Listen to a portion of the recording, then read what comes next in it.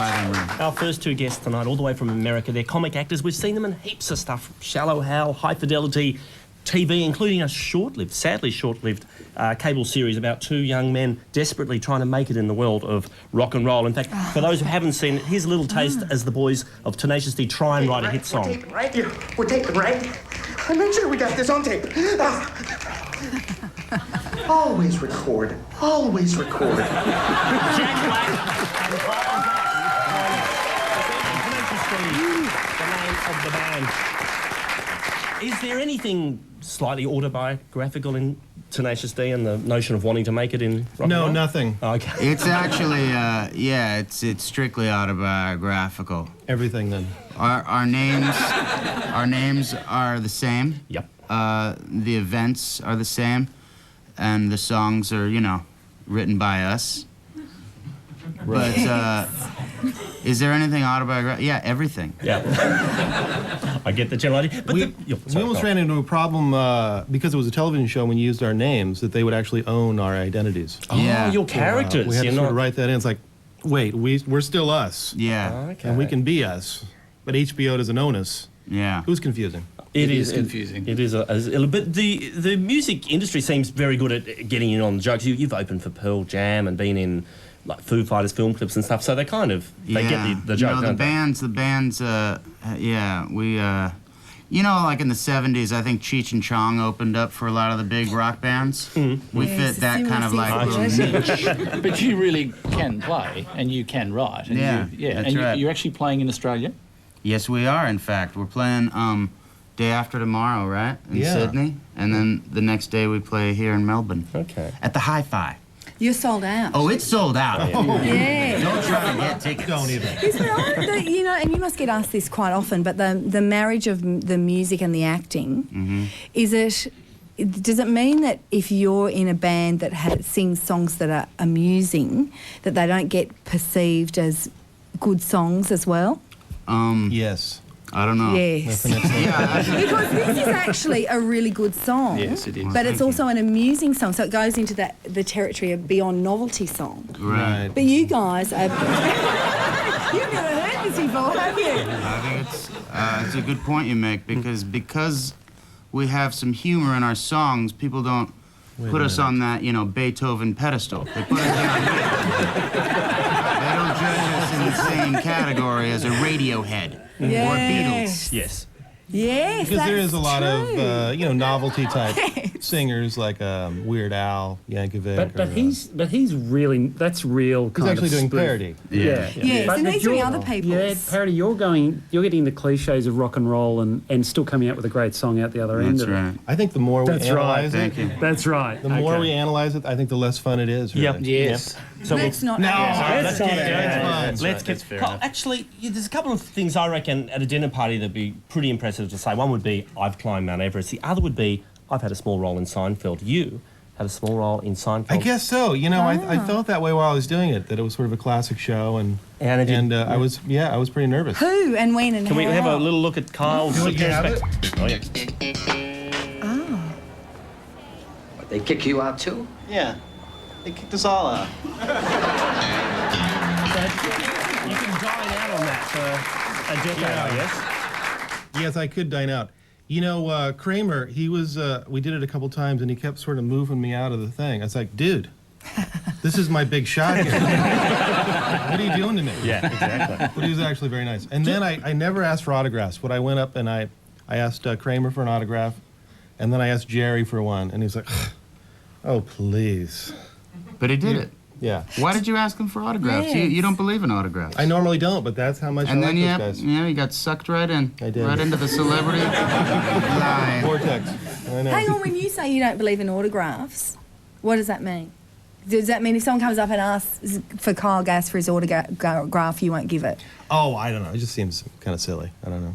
Have you ever asked anyone for their autograph? I think I asked John Malkovich back in my youth. I was a John Malkovich freak.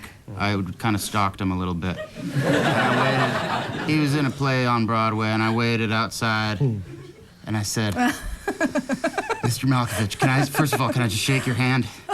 And then can I also get an autograph? And he was Was already he faintly walking unsettled away. by that? What's that? Was he faintly unsettled by No, that? I think he was used to it. There was a small cult of John Malkovich, psychos. He was like the actor's actor.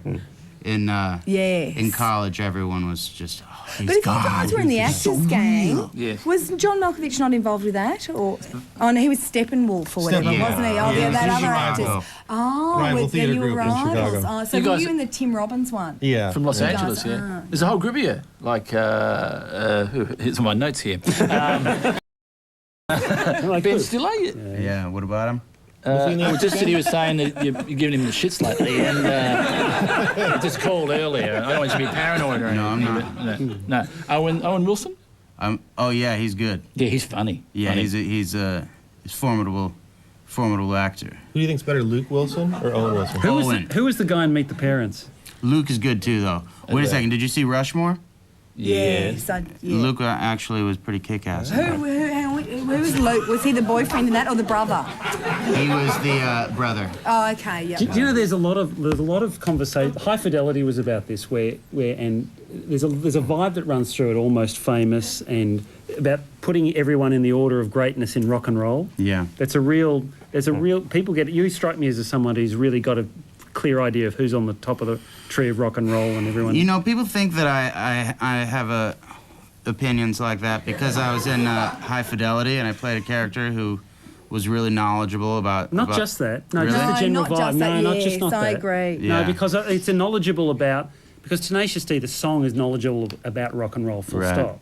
So I don't think it's just the film. Yeah. And I reckon that's a vibe that runs through a lot of pop culture these days. Yeah, Wayne's World. you want to sort of... Give me a hierarchy. ranking. Yeah, where are we? Where You're are a- we in the No, list? who do you love? No, just in general, people like... Who do I It's love? like personal preference. You know, I love a lot of bands. I mean, when I was younger, I loved some embarrassing bands that I'm not going to admit to right now. Go on. Oh, come on. No one's watching. But I think everyone did when they were younger. Well, I was really into Styx.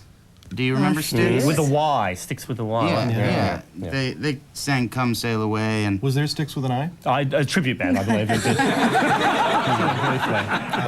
and I liked Journey, and then I liked some Ozzy Osbourne, Black Sabbath, and then somehow I got really into Bobby McFerrin, and then When I Billy first Joel met slipped in Bobby there McFerrin, somehow. Yeah, good. Don't worry, be happy. when I first met Jack, he was sort of singing like Bobby and banging his chest. Oh, really? Yeah. There's I was stalking Bobby McFerrin for a little while. That's it. Bobby McFerrin, that won the Grammy for Song of the Year that year. Yes. People forget that. That's all you one? need. Don't worry, Don't worry, be happy. I was into him way before that. You liked his early work. I liked him when he had a lot of Before they indie cred. We're getting the wind up. Would we be able to prevail upon you to come back a little later as Tenacious D and Absolutely. and perform a You little want a song? taste? Want a You want a these taste boys? of the A little deal? later on. Kyle Gus, Jack Black, back with more.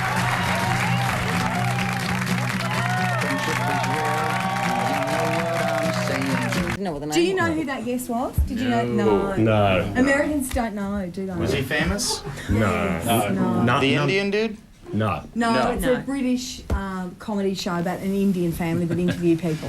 Take us home. We'll explain it later. We have a musical We're going treat. away so you can entertain A us. musical treat to take us out tonight. They're here in Australia for a very short, everyone's leaving, very Is it short now? promotional tour. The boys, Jack Black and Kyle Gass with Tenacious D with Tribute.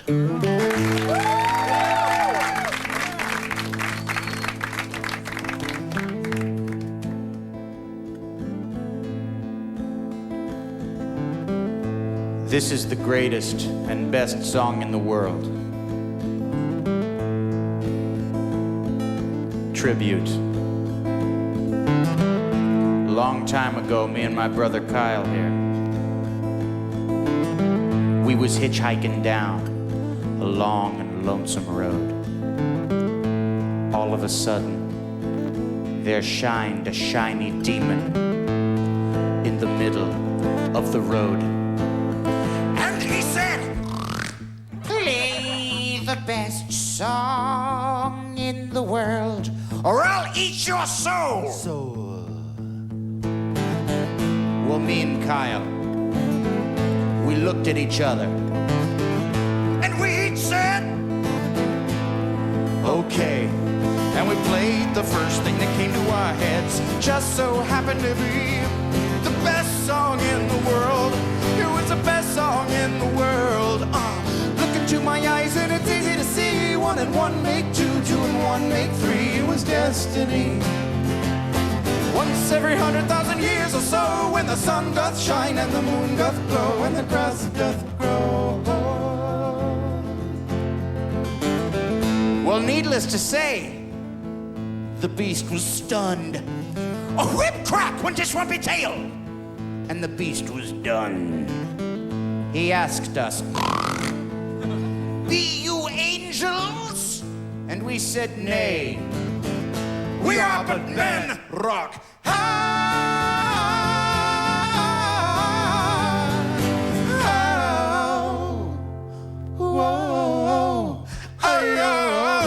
This is not the greatest song in the world, no. This is just a tribute. We couldn't remember the greatest song in the world, no, no. This is a tribute to the greatest song in the world. All right, it was the greatest song in the world. All right, it was just the best motherfucking song, the greatest song in the world. All right.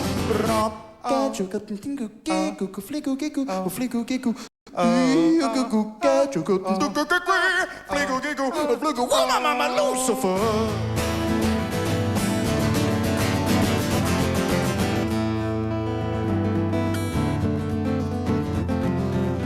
And the peculiar thing is this, my friends, the song that we played on that fateful night, it didn't actually sound anything like this song. This is just a tribute.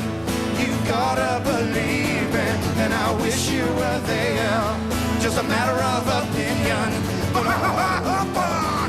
God, God love him. We're so surprised to find you can't stop him.